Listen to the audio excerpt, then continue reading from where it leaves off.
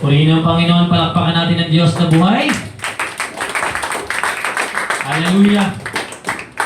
Salamat sa Panginoon sa umaga na ito na pinagkaloob niya sa atin upang tayo ay patuloy na mag-aral at matuto ng kanyang mga salita. Alam po ninyo mga kapatid sa Panginoon, ang salita ng Diyos ay para sa lahat, sa ikatututo natin at ikalalago natin bilang Kristiyano. At bawat bersikulo ay may panibagong kapahayagan bawat araw.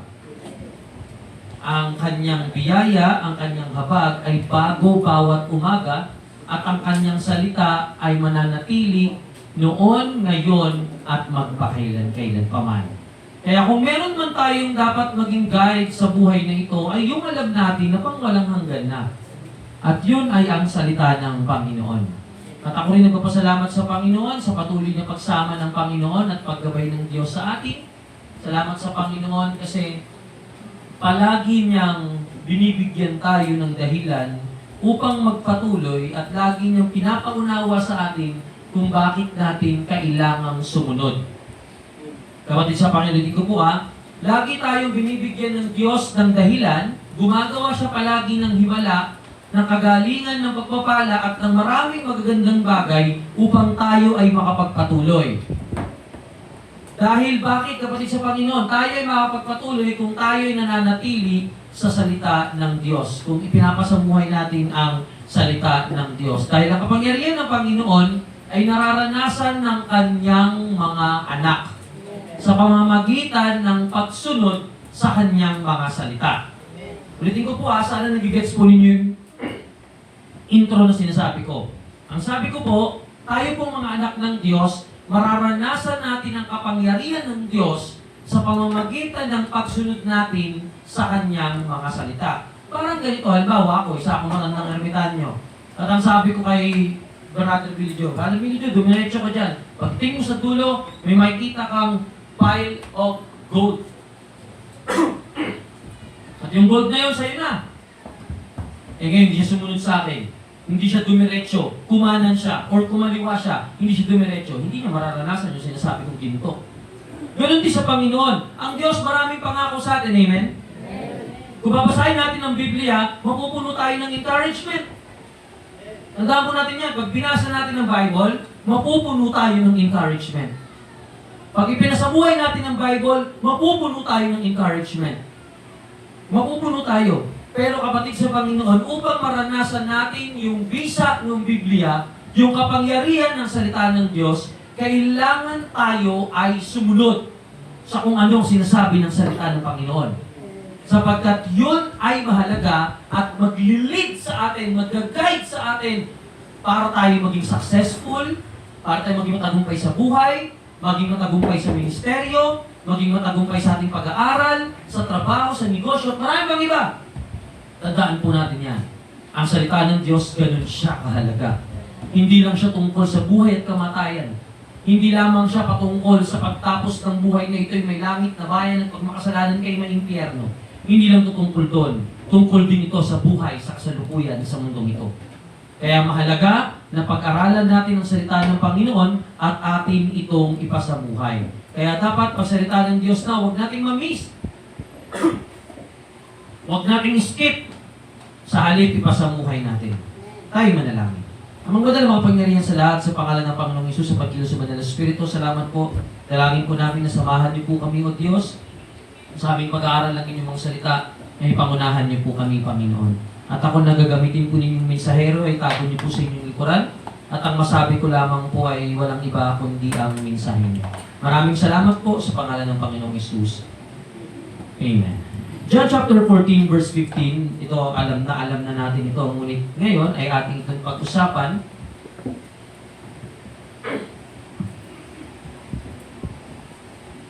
John chapter 14 verse 15.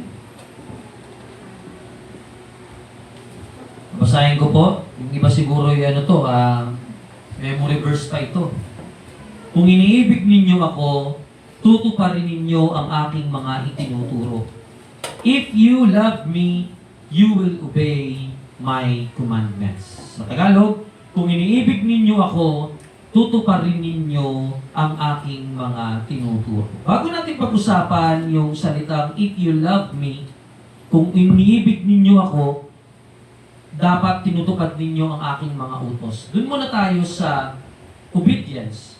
Bakit nga ba nais ng Diyos na siya ay sundin natin? Balikan natin yung Genesis chapter 2, sa kung saan ay pinahayag ng Diyos yung unang gusto niyang sundin ng tao. Yan, Genesis chapter 2, verse 16 up to 17, babasahin ko po. Sinabi niya sa tao, makakain mo ang alinmang bungang kahoy sa halamanan. 17, maliban sa bunga ng punong kahoy na nagbibigay ng kaalaman. Tungkol sa mabuti at masama, huwag na huwag mong kakainin ang bungang iyon, sapagkat sa araw na kainin mo iyon ay mamamatay ka. Yan yung unang nais ng Diyos, sundin ng tao. Yung unang gusto ng Diyos sundin ng tao na nilikha niya sa Eva at Adan ay yung tungkol sa pagkain ng bunga na nagbibigay ng kaalaman patungkol sa mabuti at masama. Pero kung babasihan natin yung sarili nating kaalaman bilang tao, sarili nating utak bilang tao, mapapansin natin na dito sa verses na ito, parang wala namang mali. Di po ba? Pag kumain ka ng pagkaalam ng mabuti at masama, di ba mainam nga iyon? Nang sa gayon, malaman mo kung ano ang tama at mali, at naiwasan mo ang mali at magawa mo ang tama.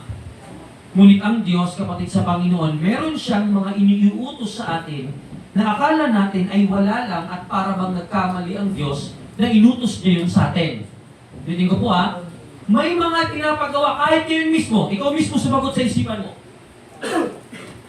May mga pinapagawa ang Diyos, may mga inuutos ang Diyos na para bang pag tinignan natin yung buong konteksto o buong utos ay para bang, Lord, hindi naman yata tama itong inuutos nyo.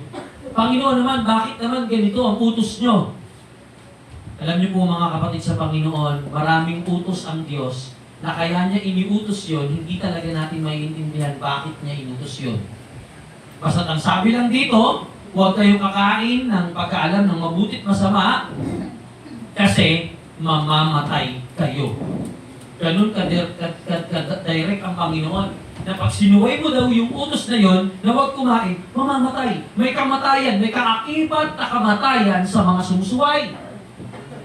In short, dito sa pangyayaring ito, may mamamatay kapag sumuway ang tao sa Diyos. Hindi minsan naiintindihan ng tao kung anong klase ng kamatayan ang haharapin niya. Pero ang totoo, ang kamatayan na tinutukoy dito ay kamatayang espiritual. Kaya ayaw ng Diyos na kainin nila yung pagkaalam ng mabuti at masama dahil magkakaroon sila ng kaalaman kung ano ang mali. At kapag alam na nila ang mali, mayroon na silang dalawang option. Yung gumawa ng tama at yung gumawa ng mali. Pero nung hindi pa nila alam yung mali, wala silang kakayanan na magkasala. Wala silang kakayanan. Pero nung pumasok na ang kaalaman patungkol sa mabuti at patungkol sa masama, nagkaroon na sila ng kakayanan na magkasala. May namatay at hindi namatay yung kanilang pisikal. Alam na natin yun, especially sa mga matagal ng nakikinig. Ang namatay ay ano? Ang namatay ay yung kanilang espiritu na nag-uugnay sa tao at sa Diyos. Mga kapatid sa Panginoon, pag sinabi ng Diyos na wag! Kadalasan sa mga tao, tayo, ang naiisip natin, Lord, bakit ko susundin yan? Anong magiging benepisyo sa akin pag sinunod ko yan? At Lord, bakit hindi naman pwede? Palagay ko pwede naman. Bakit kailangan gawin to? Palagay ko hindi naman kailangan. Kapatid sa Panginoon, when we obey God, dapat no question asked. Just trust. Amen? Kaya nga doon papasok yung pananampalataya. Without faith, mahihirapan ang Kristiyanong sumunod. Laging sa bawat hakbang, may tanong na bakit, Lord? Bakit, Lord? Bakit ganito? Bakit ganyan? Bakit kailangan to? Bakit ganito? Bakit gagawin to? Bakit hindi pwedeng gawin to? Bakit dapat ipagpatuloy to? Bakit hindi pwedeng ipagpatuloy to? Laging may question mark Pero pag buo ang tiwala mo, wala kang tanong-tanong. Wala kang tanong-tanong, bakit kailangan gawin yan? Hindi, tiwala ako dun sa leader ko eh. Tiwala ako. Mga kapatid sa Panginoon, ang Diyos ay mabuti. Amen? Ang Diyos ay mabuti. Kung ang Diyos ang nangunguna sa ating mga buhay, hindi na tayo dapat magtanong kung bakit natin dapat gawin isang bagay. Kasi alam naman natin na para sa ikabubuti natin yun. Kung nagtitiwala tayo ng Diyos, bakit nais ng Diyos na sumunod tayo sa Kanya? Kasi mas alam niya yung dapat natin gawin. Mas kilala niya tayo. Mas tanaw niya yung future. Mas alam niya yung mangyayari 5 days from now. Mas alam niya yung mangyayari. Makalipas ang 1 taon, 2 taon, mas alam ng Diyos yung mangyayari. Higit pa sa pagkakaalam natin. Akala kasi natin minsan, mas tanaw natin ang kinabukasan. Pero ang totoo, Diyos lang naman ang pwedeng gumawa nun. Kaya nais ng Diyos na sundin natin siya kasi mas alam niya yung best para sa atin, mas alam niya yung perfect para sa atin. Tingnan niyo po yung 10 Commandments sa Deuteronomy chapter 5. Di po ba? Yung 10 Commandments na yan, parang binabaliwala na yan. At ang sabi daw, yan ay para lang sa para lang sa mga Israelita. Deuteronomy chapter 5 verse 1 up to 24. So skip natin yung buong 10 Commandments. Alam niyo naman na yan.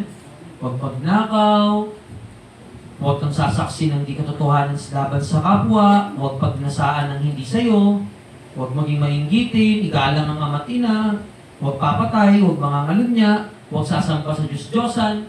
Alam na natin yan. Pero alam niyo po ba, na lahat ng yan hanggang sa ngayon, pag sinunod natin, mapapabuti tayo. Ito po, bilhin ko lang kayo ng example para medyo sabihin natin yung huwag sumamba sa Diyos-Diyosan. Pastor, matagal ko na po kasing alam yan huwag sumamba sa Diyos-Diyosan Hindi na nga po ako nagsisimba sa Katoliko Kasi, sabi bawal daw po yung sumamba sa Diyos-Diyosan Wala na nga po akong Diyos-Diyosan. Ganito kasi yan. Ang Diyos-Diyosan, sino ang may gawa? Tao. Tao ang may gawa. Nakakapagsalita ba ang inukitang rebulto? Sino ito? Nakakita kayo na, nakita ninyo talaga yung kahoy, bumuka yung bibig, nagsalita, gano'n. Pwede mukhang kahoy. Pero yung kahoy talaga, yung nagsalita, walang ganun kapatid sa Panginoon.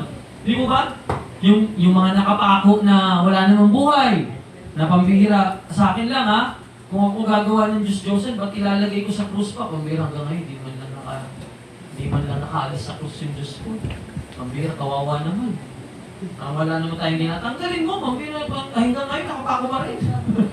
Di mo? Kapatid sa Panginoon, kung hindi nagsasalita, tama? Wala siyang kakayanan para makapagbigay ng orders. Wala siyang kakayanan para magsabi ng tama at mali, dapat gawin at hindi dapat gawin. Walang kakayanan ang rebulto. Ngayon, sino magbibigay ng bawal sa rebulto? Siyempre, yung may gawa. Bawa, ako gumawa nito. Gawin akong statwa dito. Statwa ni Brother Alan. Nakaganon. Ay, nakaganon. Kasi yung sa tuloy niya nakaganon So, nakaganon. O ngayon, dahil hindi nakakapagsalita yung statwa ni Brother Alan, ako magsasabi. Sabi ng statwa ng Alan, ganito daw ang dapat gawin. Huwag mong gawin to. Ito ang gawin mo. Ayan. Ngayon, ako nang gumawa, tapos yung statwa ni Alan, sino ngayon ang susunod? Yung statwa ni Alan, o ako, na tao na gumawa? Siyempre ako! Kasi hindi naman talaga galing kay statwa ni Alan yung orders. Yung order or yung utos, hindi galing dun sa statwa. Galing dun sa gumawa ng statwa. Kaya sa madaling sabi, ako, mananamba ako ng statwa ni Alan. Buong Alan. Okay, ganito ang gagawin ko. Pero totoo nun, yung tama't mali, yung bawal at hindi, ay bawal at pwede, ako lang din ang gumawa nun. Ako lang din. So, ang nasunod doon ay ako lang din. Sarili lang din. Ngayon, kapatid sa Panginoon, tingnan niyo po yung utos ng Diyos, Dumarating din naman tayo sa punto na ganyan. Kahit wala tayong sinasambang Diyos-Diyosan, ang nasusunod pa rin naman sa mga sarili natin ay yung mga sarili natin. Kung nasusunod sa buhay natin hanggang ngayon na yung sarili pa rin natin, wala rin naman tayong pinag-iba. Yes po. Pero kung ang salita ng Diyos ang nasusunod sa buhay natin, doon na natin masasabi na, hindi na nga ako sumasampa sa Diyos-Diyosan. Pwedeng nakalaya ka sa pagsampa sa Diyos-Diyosan nakadikit sa pader na 1,000 taon na ang nakaraan, nakapako pa rin. Pwedeng nakalaya ka sa ganon, pero pwedeng nananatili ka pa rin sa ganon. Kung ang nasusunod pa rin sa'yo ay ikaw at ikaw pa rin. Prinsipyo mo pa rin, pangangatuwiran mo pa rin, mga dahilan mo pa rin, ikaw pa rin. Ikaw na. The best ka. At yan yung gusto, ito po yan yung gusto ni Satanas. Yan yung gusto ni Satanas. Yan ang gusto niya. Lagi ko naman sinasabi ito dito. Dati kasi, di ako member, pero binubuksan ko palagi yung, binabasa ko yung mga article ng churchofsatan.org. Dahil ko binabasa yun, ni Anton LaVey. Binabasa ko yung mga kasi dati, nung binata ako, marami akong oras. Mahilig talaga ako magsaliksik, mahilig ako yung iba't ibang pananampalataya, yung doktrina ng ganitong reliyon. Ngayon, madami na akong nakalimutan. Pero ang hindi ko malilimutan, ang sabi ng founder ni Anton LaVey, sabi ko, to be a Satanist, madali lang naman. Kailangan mo lang i-enhance yung iyong self-will. Yung iyong power to decide. Di ba? At yan yung sinasabi ng mundo. Sabi ng Panginoong Hesus, deny yourself. Hayaan mo makita si Kristo sa'yo. Deny yourself. Pero ang sabi ng mundo, be yourself. Reveal the inner you. Diba? Yan yun eh. Diba? Mga woman empowerment na speech. Diba? Yan yun. Na my body, my rules. Diba? Ano kung ipakita ko? Ano? Diba? Really ka. Diba? Kundi sa Panginoon, ako to. Diba? Ako to. Kaya kapag ka pinagsabihan mo, pagka tinuwid mo, sumasama ang loob.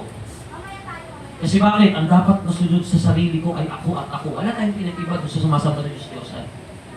Alam niyo po ba kung saan nagsimula ang Diyos-Diyosan?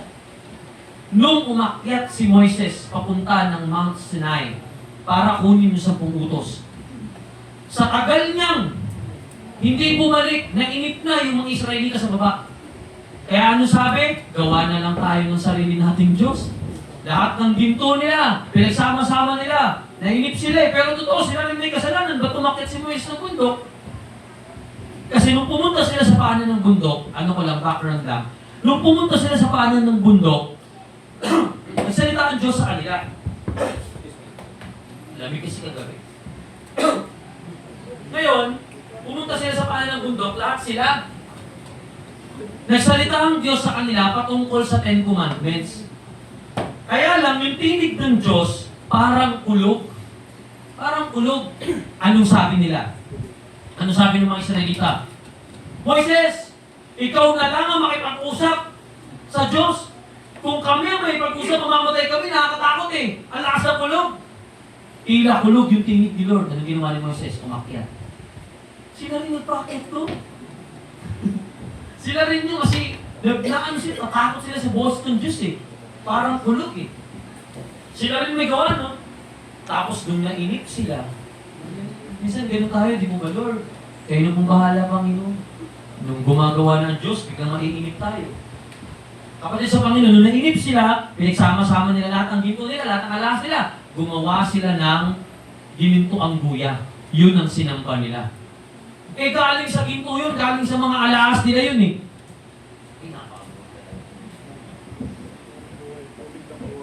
Kaya di mo ba kapatid sa Panginoon? Sa kanila rin daling yung mga alaas na yun. Kanila rin yun, nung ginawa nilang guya yun, sila rin ang sumamba. Sila rin ang nagbigay ng batas kung ano ang dapat gawin at hindi dapat gawin. E di in short, sila rin ang nasunod sa mga sarili nila. Kala natin nakawala na tayo doon. Pero ang totoo nun, ganun pa rin yung ginagawa ng iba sa atin. Tayo pa rin ang nasusunod sa mga sarili natin. Tayo pa rin nasusunod sa buhay natin. Mga kapatid sa Panginoon, hindi po ba natin alam na isa rin yun sa pagsampa sa Diyos-Diyosan at nais ng Diyos na sumunod tayo sa Kanya at sa Kanya lang kasi mas alam niya yung mas makakabuti sa atin. Mas alam niya yung mas the best sa atin. Kapatid sa Panginoon. Imalinin niyo na lang, ito po sa mundo kasi usong-uso na ito. Purihin ng Panginoon dahil wala namang ganito dito. Kapatid sa Panginoon, usong-uso na sa mundo yung hindi pagpapakasal. Usong-uso na sa mundo yun. Sa totoo lang. Usong-uso yun. Hindi, real talk lang. Usong-uso yun. Basta magkasama kayo. Ang dahilan ng iba, yung iba nga kasal, naghihiwalay naman. Ganyan. Pero totoo po nun, itinatag ng Diyos yun, protection yun para sa babae at sa lalaki. Kasi bakit? Pag kasal kayo, sa tulpo ka lang ng panahon yun. Alam mo, kasal kami ni Brother Alan. Magloko si Brother Alan. Pwede ko siya i-demanda. Tama? Magloko ako, pwede niya ako i-demanda. Hahabulin ako ng batas. Meron kang laban. Yung babae, halimbawa, babae, hindi mo pinakasalan. Pero totoo yun, protection na sa babae yun eh. Binuntis mo. Tapos hindi mo pakakasalan. Umalis ka ngayon. Pagdating sa labas, sing-sing lang naman na magpapakita kung kasal na ang lalaki. Tama? Sing-sing lang. Pag tinanggal yung sing-sing, pwede nang sabihin na, single ako. Pag yung babae, laki na siya, lalabas sa bahay, tapos sasabihin, single ako. Wala maniniwala, di mo ba? Mga lalaki, pag nanganak pa ang babae, nag-iiba na ang katawan. Malalaman na agad kung single o double. Di mo ba? Ang lalaki, si Brother Billy Joe, pwede niya agad sabihin, single ako. Pag yan ng dress, may kumili, single ako, Ibig ko sabihin ko sa Panginoon, protection yon. Ang gusto kong puntuhin, lahat ng ipinapagawa ng Diyos para sa ikabubuti ng tao. Pero bakit di ba na maintindihan ng mga tao yun? Bakit hindi natin maintindihan? Marami bang pinapagawa ang Panginoon? Patawarin mo yung nagkasala sa'yo. Pag hindi mo pinatawad, delete ang mundo mo. Naranasan ko nga dati, kasama si Ate Rachel, nangaroling kami sa kampo. Pero nangaroling kami sa kampo, pag-akyat namin ng gano'n.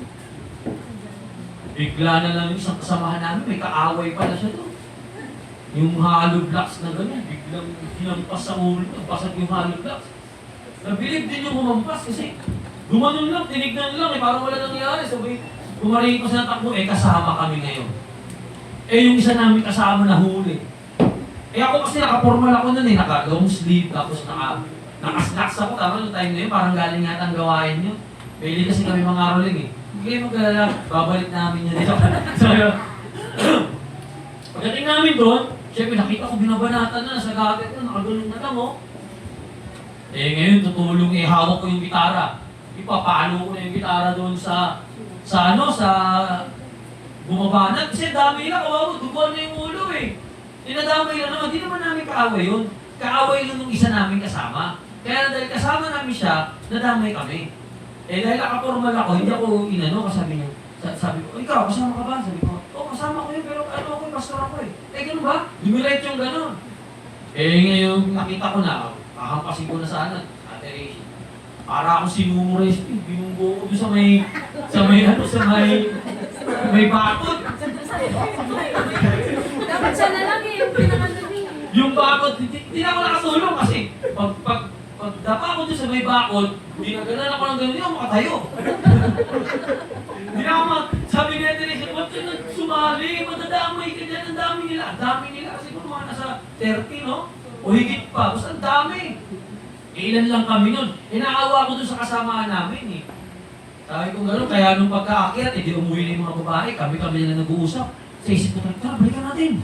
Talaga nasa isip ko kasi, naawa ko doon sa kasama namin kasi parang pumutok yung dito niya dahil nasa kakaano Ibig ko sabihin kapatid sa Panginoon, kung may kaaway ka, lilit ang mundo mo yan, sabi ng Biblia, patawarin mo ang nagkasala sa'yo.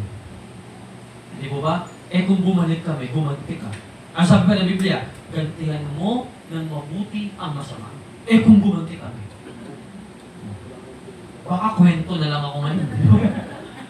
Baka wala na nag-business dito, baka kwento na lang, Kwento na lang kasi parang damay-damay na yun, pati yung ibang mga youth na lalaki, mga youth kasi na lalaki, mga palaban Tara, mga gano'n, nagkakayahan na Pero gantihan mo ng mabuti ang masama, hindi naman natuloy yun. Puri ng Panginoon, nabalitaan na lang namin iba na ang bumawi kasi marami rin pala siyang kaaway. Ang ibig ko pong sabihin, ang salita ng Diyos pag sinunod natin, mapapabuti tayo. Sabi ng Biblia, kung gantihan mo ng mabuti ang masama, kung ginantihan namin ng masama sa masama, wala na. Finish na. Pero dahil sa sinabing gantihan mo, sabi, nangangaroling lang naman kami. Gusto lang naman namin kumita para makapag-swimming. Yan na. Kasi yung time na yun, siyempre, di mo pa pag binata, wala ka naman talagang sarili income. Purihin ng Panginoon kasi ang Biblia, tumutukoy talaga siya para sa ikabubuti natin. Kaya nung sinabi ng Diyos, balik tayo doon, bakit tinutos ng Diyos na huwag kainin? Kasi nung mamamatay, nung nakain na nila, at nalaman nilang sila'y hubad, nagkaroon na sila ng malisyosong isip. Nagkaroon na sila ng utak na may kakayanang magkasala.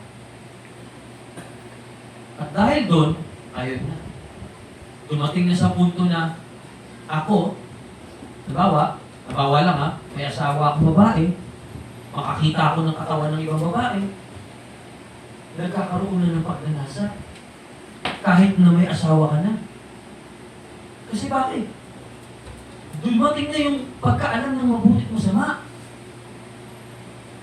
Kung, yung iba sabi nila, Pastor, kung hindi nagkasal ang si Eva at Adan, wala tayong kakayanang dumami. Hindi po. Sa Genesis 1 pa lang, bago pa inutos yung tungkol sa bunga ng paalam, mabuti at masama, sinabihan na ng Diyos ang tao na magpakarami, punuin ang sanlibutan. Siguro, kung hindi sumuway si Eva, hindi natin si Eva, at niyaya pa niya si Adan, kung hindi siguro nangyari yun. Kung ako, halimbawa ako, may asawang babae, kaya kong yung asawang babae ko lang ang pagnanasa ako. Wala nang iba. Kasi bakit? Wala sa isip ko yung magkasala eh. Ang nasa isip ko lang ay yung kabanalan. At bukod doon, ang babae ay hindi mahirapang manganak. Hindi nadadaan sa labor. Good luck, sir. God is with you. So, bakit? Yung humihilap ko, masakit daw sa tiyan mo eh. Kapag sa Panginoon, at bukod doon, yung mga lalaki, hindi kailangan sobrang magpagod para kumita ng pera. Kasi alam mo kapatid sa Panginoon, noon sa Garden ng Eden, kakapitas pa lang ng prutas, nakakainin. Hindi pa ubos yung kinakain, namumunga na agad. Tingin nyo, kailangan pa kaya ng mga factory nun? Pero mo kakapitas mo lang, habang kinakain mo, hindi mo pa ubos, may bunga na agad. Bakit pa kailangan magtanim? Kaka-harvest mo ka lang, hindi mo pa ubos yung hinarvest mo, meron ka na ulit ha-harvestin. Ganun kaganda. At alam niyo po ba, na ibinabalik ng Diyos ang tao sa ganung kalalagayan? Kaya ang nais ng Diyos, ang tao ay sumunod sa Diyos. Amen. Kaya ang nais ng Diyos, ulitin ko po, ang tao, nais ng Diyos, sumunod sa Kanya. Kasi gusto niya, mapabuti ang tao, maging kagaya noon. Amen. Kaya tignan niyo yung prayer na itinuro ng Panginoong Yesus sa mga alagad. Ama namin, sumasalangit ka, sambahin ang ngalan mo, mapasa amin ang kaharian mo, dito sa lupa, tulad ng sa langit. Kasi kung nais ng Diyos kung ano yung kasaganahan sa langit, ganun din yung kasaganahan sa lupa.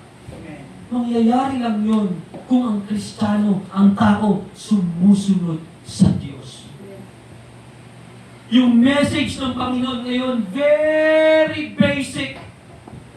Sobrang basic. Sumunod. Ang daling pakinggan, pero ang hirap gawin. Alala ko tuloy nung Bible study sa lugar ng Marikina. Sinimulan ni Brother Alan. Sinundan ngayon ni Pastor Ryan. Tuloy-tuloy na si Pastor. Sabi ni Pastor Ryan, di ko alam kung paano ko sasabihin ka na nanay, kaya alam yun yung kailangan nilang sundin. Di naman siguro sila na-open. Di naman, na good morning sa chat. Good morning sa chat. At si Sister Marley nagsabi na nagka-emergency pala at hinihingi ng prayer. Kaya, purihin ang Panginoon, kapatid sa Panginoon. Kaya nais ng Diyos na sundin natin siya kasi para yun sa ikabubuti natin. In 2 Corinthians chapter 10 verse 3 to 8. Mabilis talaga ng oras.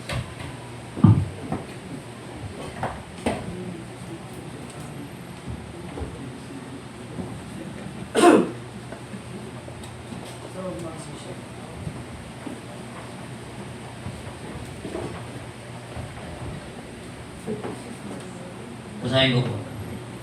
Sabi po dito, kung nabubuhay man kami sa mundong ito, hindi naman kami nakikipaglaban ayon sa pamamaraan ng mundong ito. Ang sandatang ginamit namin sa pakikipaglaban ay hindi sandatang makamundo, kundi ang kapangyarihan ng Diyos na nakakapagpabagsak ng mga kuta. Sinisira namin ang mga maling pangangatuwiran. Ginagapi namin ang lahat ng pagmamataas laban sa kaalaman tungkol sa Diyos. At binibiyag namin ang lahat ng isipan upang matutong sumunod kay Kristo. At kung lubusan na kayong sumusunod, nakahanda kaming parusahan ng lahat ng sumusuway. Ang mga bagay na panlabas lamang ang tinitignan ninyo. Kung naniniwala ang sino man na siya'y nakipag-isa kay Kristo, isipin niyang kami man. Tulad niya ay nakipag-isa rin kay Kristo. Ipagmamalaki ko man ang kapangyarihan ang kapangyarihan na ibinibigay sa akin ng Diyos at ikatatibay ninyo at hindi siya kapapahamak, hindi ako mapapahiya. Mga kapatid sa Panginoon, napakabuti ng Panginoon. Yung kanina, kaya natin dapat sundin. Ito po, nasa reason pa lang tayo bakit natin kailangan sumunod. Una, kasi mas alam ng Diyos ang makakabuti sa atin. Alam ng Diyos ang mas the best, mas kilala tayo ng Panginoon, mas alam ng Diyos na sa darating na taon na ito, ganito ang mangyayari, kaya ngayon pa lang, ito na dapat ang gawin mo, alam ng Panginoon lahat yun. Nakikita ng Diyos lahat yun. Kaya pag sinunod natin siya, hindi natin tanaw ang future, pero tanaw ng Diyos. Kaya sa lahat ng kabataan dito, na nandirito, sumunod tayo sa Diyos. Higit na malayo ang natatanaw ng Diyos kaysa natatanaw mo. Higit na mas matalino ang Diyos kaysa sa iyo. Higit na mas magaling ang Diyos sa kahit kaninong tao. Kaya kung meron man tayong dapat sundin, sumunod tayo sa Diyos. Amen. Sumunod na dahilan kung bakit natin kailangan sumunod sa Diyos. Kasi bakit? Wala tayong pwedeng ipanlaban. Wala. Salita lang ng Diyos. We can win. Hindi tayo mananalo, hindi natin kayang manalo. Sa isang laro, sa tanas, at gagamitin natin sa data, yung sandatang binigay niya. Ewan ko kung nanonood kayo ng... May anime kasi ako napanood dati, yung Hunter x Hunter. Merong senaryo doon na si Gon ay lalaban sa isang Ang ginawa niya, naglabas ng dalawang kandila yung kalaban. Isang maikli, isang mahabang kandila. Ang sabi sa kanya, sige, pili ka. Kung ano mapili mo, patagalan tayo na mamatay yung apoy. Pag sinong unang mamatayan ng apoy, yun ang talo. Kung sino yung nanatili yung apoy, yun ang panalo. Isang maikli, isang mahaba. Kung tayo titingin, ano pipiliin natin? Yung mahaba, syempre. Ang ginawa ni God, mahaba yung pinili niya. Ngayon, nung sinindihan na nila, sa kalagitnaan nung mahaba, unti na lang yung sa maikli, ganyan na lang. Tapos yung mahaba, ganyan pa. Biglang sa kalagitnaan, meron palang pulbura. Yung loob ng kandila. Kaya bumilis yung takbo. So, ang ginawa niya, tumakbo siya papunta dun sa kandila ng kalaban niya, inihipan niya. Kasi wala naman daw batas na pwedeng ihipan. So, panalo siya. Ang gusto mong tungulin, ang nagbigay ng sandata ay yung kalaban niya. Kapatid sa Panginoon, hindi natin kayang manalo kay Satanas. Kung ang gagamitin natin sandata, ay yung sandata niya. Laging may daya yun. Madaya yun eh. Hindi naman patas lumaban, yung maturugas talaga yun. Huwag ka nang umasa ng... Kaya nga binan yung palabas na Dear Satan. Kasi sa palabas na yun, di ba, bumait si Satanas? Bumait si Satanas eh. Parang na-influensya siya nung bata kasi nakapanood yung trailer, di ba? Bumait siya eh. Sabi nung NTRCB ba yun? Wala ka raw kabaitan na masusumpungan kay Satanas. Wala. Buti pa yung bubble gang, alam yun, no? Kasi yung bubble gang, napapalabas sila ng ganun. Sabi nung kawal nung isa, Sabi nung kawal nung isa kay Satanas, mahal na leader! Nagalit ko yun. Anong mahal? Nasa impyerno tayo, walang pagmamahal dito. Kaya sabi nung kawal, visit na leader! Yan! Ganyan! Sabi, kaya kung nagmumura ka, sa mumurahin mo sa Satanas, matutuwa siya. Kahit siya yung minura mo. Kasi wala kang pagmamahal eh. Ibig ko pong sabihin, wala kang masusumpungang katapatan kay Satanas. Sinungaling yun eh. Ama nga ng kasinungalingan eh. Kaya kung gagamitin natin paraan para matalo siya ay yung paraan din niya, hindi tayo mananalo. Kaya ang sabi dito, yung pagsunod natin sa kautusan ng Diyos, sa salita ng Diyos, yan lang yung sandatang panlaban natin para manalo tayo. Kailangan nating sawatain. Ano ba yung mababang termino ng sawatain? Kumbaga, kailangan nating labanan kung ano yung pinapagawa sa atin. Kumbaga, kung ang pinapagawa sa iyo ay diretsyo, kumaliwa ka o kumanan ka o umatras ka. Hindi ka pwedeng mag-go with the flow kay Satanas. Amen. Hindi pwede. Marami nang nadaya doon. Marami nang bumagsak doon. Akala mo okay lang. Okay lang yan. Hindi naman seryosohan to eh. Okay lang yan. Laro-laro lang naman eh. Kapatid sa Panginoon, walang ganon. Kailangan natin sumunod sa Diyos kasi yan lang yung pwede nating ipanlaban kay Satanas. Yung pagsunod natin sa Diyos. Amen. Kung may ibang paraan tayo naiisip para umunlad sa buhay, which is makakapagpalayo sa atin sa Diyos. Kung may iba tayong paraan na naiisip para umunlad sa buhay, pero magkakasala naman tayo sa Diyos, hindi yun ang paraan ng Diyos. Ang Diyos, mas alam niya yung mas makakabuti. Sumunod tayo sa Panginoon. Yan lang ang pwede mong gawing sanda. Yan lang. Kung may shortcut lang papunta sa langit, kaya lang, sabi ng Panginoon, John 14:6, I am the way, the truth, and the life. Tanging si Jesus lang, yung daan papunta sa langit. Ngayon, paano mo masasabing dumadaan ka na kay Jesus pag namumuhay ka sa salita ng Diyos? Dahil sa John 1:1, kasama ng Diyos ang salita at ang salita ng Diyos ay Diyos. Ibig sabihin, itong salita ng Diyos na ito'y Diyos. Sa John 1:14, nagkatawang tao. Kaya ang pagsunod sa salita ng Diyos, yan lang ang tanging paraan para makaakyat sa langit. Out of that, hindi ko na alam kung paano. Kung may iba kayong alam na paraan, good luck. Pero ang Biblia, wala nang ibang paraan. Kaya kailangan ang Kristiyano sumunod sa Diyos. Amen. Pangatlo, sabi dito kapatid sa Panginoon, pag tayo daw ay sumusunod sa Diyos, pag tayo ay sumusunod sa Panginoon, yung mga gusto nating maituwid, ito naman ay tungkol na sa mga leaders. Sa lahat ng mga leaders na nandito, especially sa mga nagba-Bible study, kung nais nating makita na yung mga bina-Bible studyhan natin ay sumusunod sa Diyos, kailangan mauna tayong sumunod sa Diyos. Amen. Kasi ganito yan. Pag may-Bible studyhan tayo, ako dumating ako sa ganyang punto eh. May-Bible studyhan ka, o kaya may pangangaralan ka, kahit sa Bible study, kahit sa pangangaral. Tapos sa pinapangaral mo, sabi mo, parunusahan pag ganito, parunusahan pag ganito. Tapos minsan tataka ka, ba't hindi naman niya ginagawa yun, ba't di ko siya pinaparusahan? Na-experience ko po ba yun? Ang kausap ko po yung mga nangangaral, mga nagmi-minister. Di ba minsan, nabasa mo kasi, kaya nagigil kang ipangaral.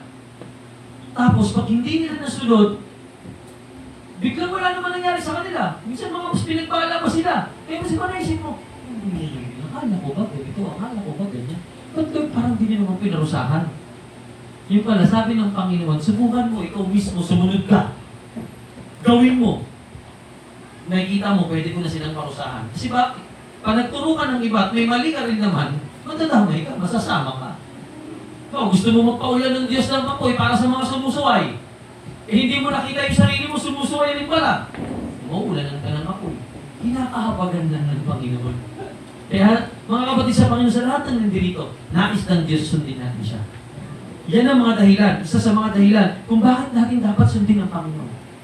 Para sa ikabubuti natin, kasi yan lang ang paraan para matalo natin sa Satanas. Yan lang. Yung pagsunod lang sa Diyos, yan lang. Basic lang naman ang message ng Panginoon ngayon eh. Gusto mong matalo ang gawa ng kaaway, sumunod ka sa Diyos. O ito na lang. Kahit hindi sa spiritual battle, o kahit na lang sa iyong physical. Gusto mong magkaroon ng mabuti-buting pakiramdam, magandang pakiramdam, sundin mo. Sasabi ng Biblia. Alam niyo po ba mga pinagbabawal ng Biblia na kainin? Kapatid sa Panginoon, makakabuti yun. Kasi bawa, ang kinakain mo yung sinabi ng Biblia na bawal, makakasama talaga yun. Sabi ng Biblia, ingatan mo yung iyong katawan dahil yan ay templo ng Diyos. O, pag sinunod mo yan, mapapabuti ka. Pero pag sinuway mo, inabuso mo, mapapasama ka talaga. Ganun ka-epektibo ang pagsunod sa salita ng Diyos. Hindi lang tungkol sa spiritual, hindi lang tungkol sa ministeryo, hindi lang tungkol sa trabaho o pakikipagkapwa-tao, kahit tungkol sa usaping pangkalusugan. Tumutukoy din ang salita ng Diyos. Tumutukoy din ang salita ng Panginoon. Kaya nga nung mga nakaraan, talagang nagpa-bawas ako, nagpababa ako ng timbang, umiwas ako sa mga dating nag-crave talaga ako, kumakain pa rin ng kaunti-unti.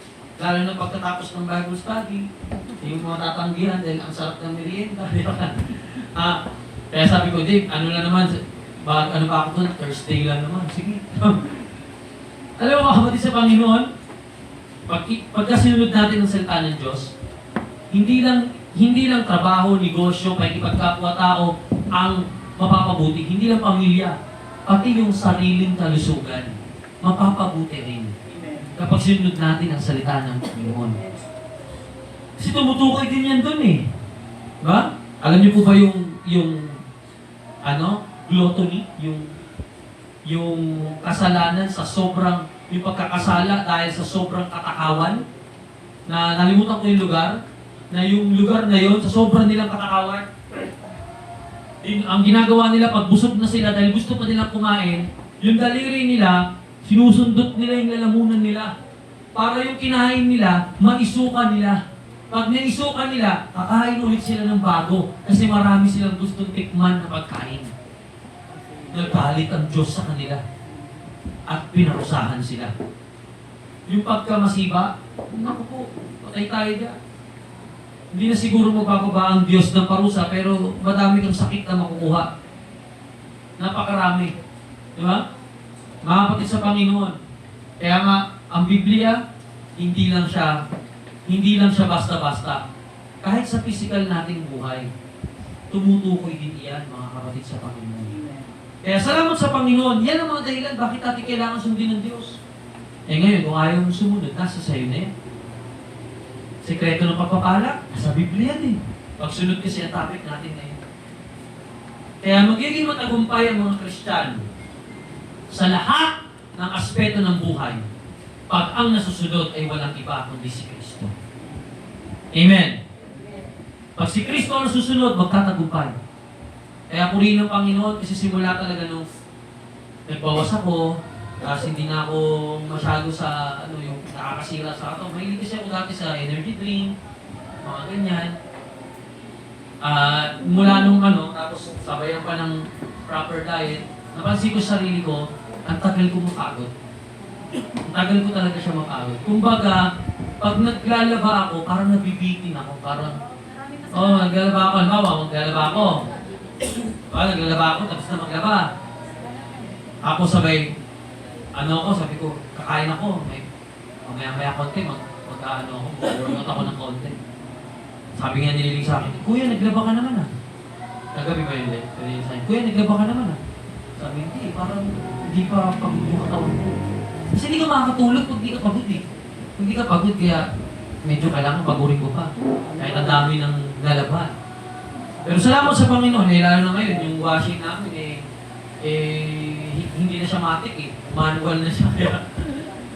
Pero pansin ko talaga, wala nung kung mapapansin niyo parang ang daming sabi, Pastor, pumayat ka, pero totoo nun, parang ito yung mas gusto ko na talaga mapagod, parang ang dami kong pwedeng gawin. Hindi, ibig kong sabihin, pag sinunod mo kasi ang Bible, mapapabuti kayo. Amen. Kahit yung maglakad-lakad ka lang, di ba? Tapos mo kumain, gusto umupo at mag-cellphone, maglakad ka, maghugas ka, maglinis ka. Ang sabi ng Biblia, ang taong tamad ay huwag pakainin. Kaya pagkain mo, upo. Cellphone. Eh, subukan mo, pagkain mo, tayo ka doon sa likod tayo ka sa harap ng lababo. Maghugas ka. Hindi nakatayo ka, hindi bumababa yung kinain mo, sabayan mo pa ng pagwawalis. Simple lang yun, pero ang bilis mong matunawan, mga kabataan. Amen. Ha? Dalawang basa. Mga, parang yung amen na Teresya, parang gusto nang ibulong sa tenga. Amen! Sisigaw niya nga. Mga kapatid sa Panginoon, ang pagsunod sa Diyos, napakahalaga niyan. Amen? Makakabuti yan para sa atin. Kaya nga, sabi rin ng Biblia, ito po ang dami din sabi ng Biblia, siguro di ko na matatapos itong outline na to, medyo mahaba. Pero, ang sabi pa ng Biblia tungkol sa pagsunod sa Kawikaan, kung kaya mong gawin ngayon, huwag mo nang ipagpabukas pa. Anong ugali ng mga estudyante? Islamic basic. Ibali rin ang anak ko yun kaya nakaraan napalo siya ng malupit-lupit ng mama niya Nas pander siya ng malupit kasi ang dami pala nilang kakabisaduhin. Ewan ko, nagyabang siguro. Sabi niya, madali lang yan ma. Bukas na ipapasa. Saka nagkabisado. Ngayon, hanggang sa, nung hindi niya na makabisado, sabi niya, sumasakit na yung ulo ko. Ganun ba? Huwag kayo naman. Ang dami mo kasing oras, yung ka na nagkabisado. Bawat salita may, ngayon, ginagawa niya na ng on time. Kayo rin, kung gusto niyo munang paluin bago matuto, nasa sa inyo yan. Pero ako din sa bahay, ginagawa ng iba, kaya minsan nahahasil, pag may oras pa, hayahin mo na. Ano yan? Basic lang yan. Pagka malapit na, saka magkagahol. Saka magmamadali. Tapos pag hindi maganda yung gawa, sasakit ang ulo, mai-stress. Ano sabi ng Kawikaan? Kung ano yung kaya mong gawin ngayon, huwag mo nang ipagpabukas pa. Gawin mo na ngayon.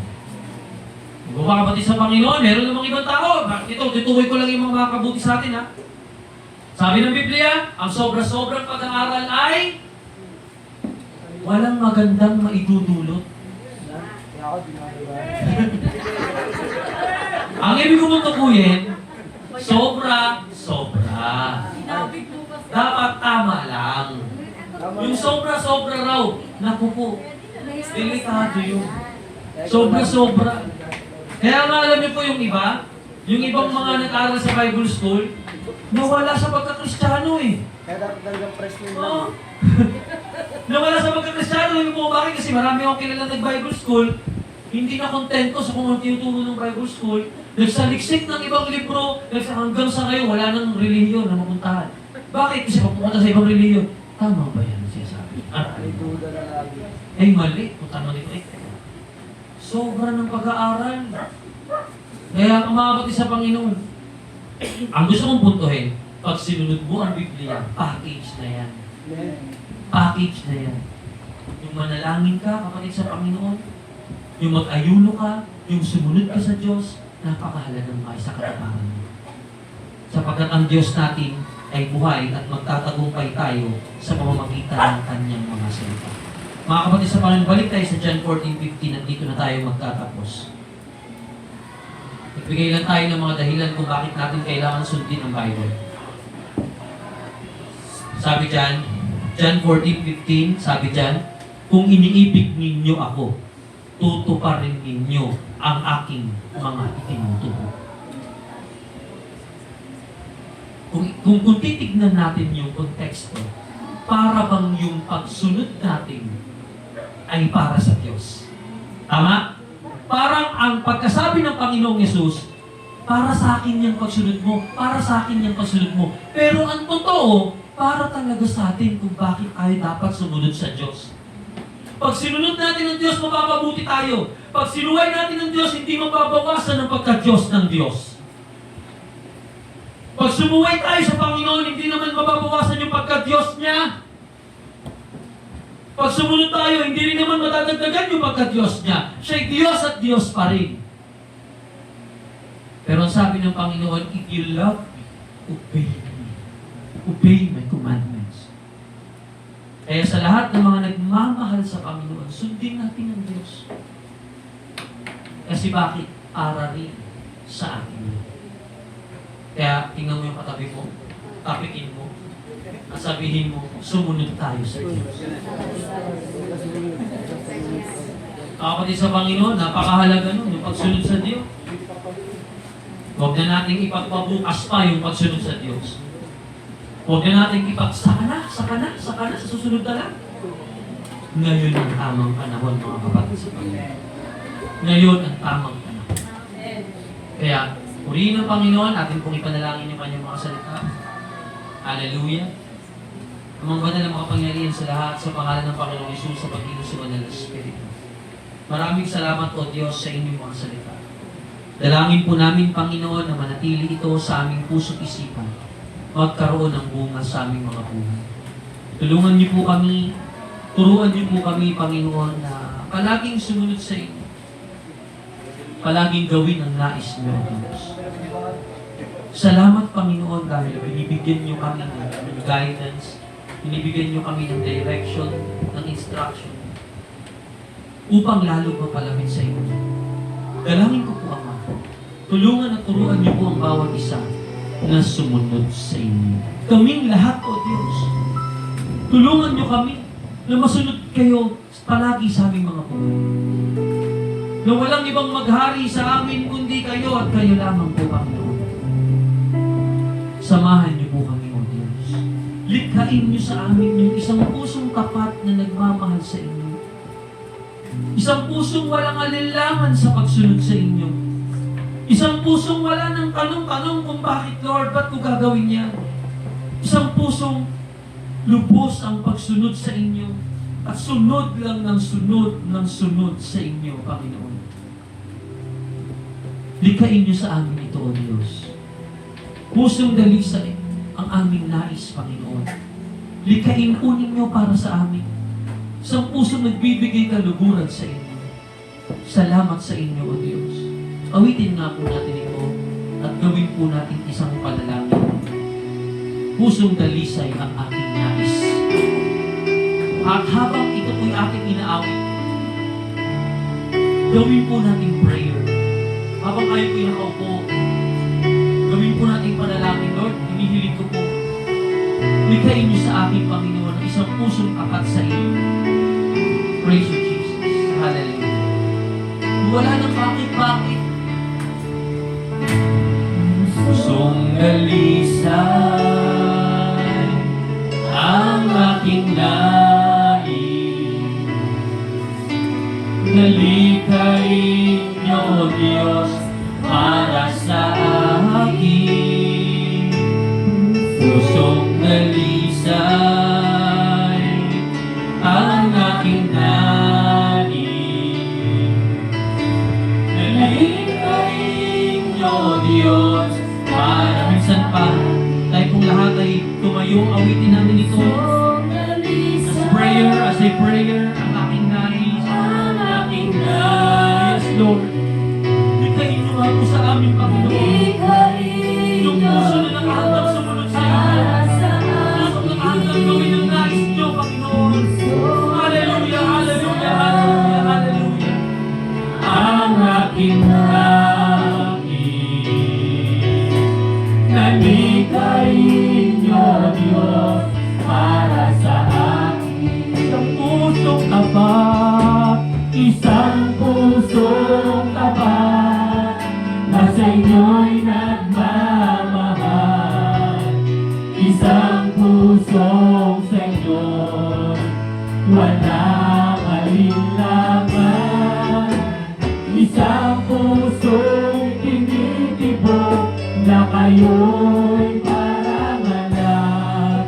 Ang handog ko'y pagbubuli sa inyo lamang, Jesus. Isang pusong tapat, isang pusong tapat, na sa inyo'y nagmamahal. Isang pusong sa inyo walang alinlangan.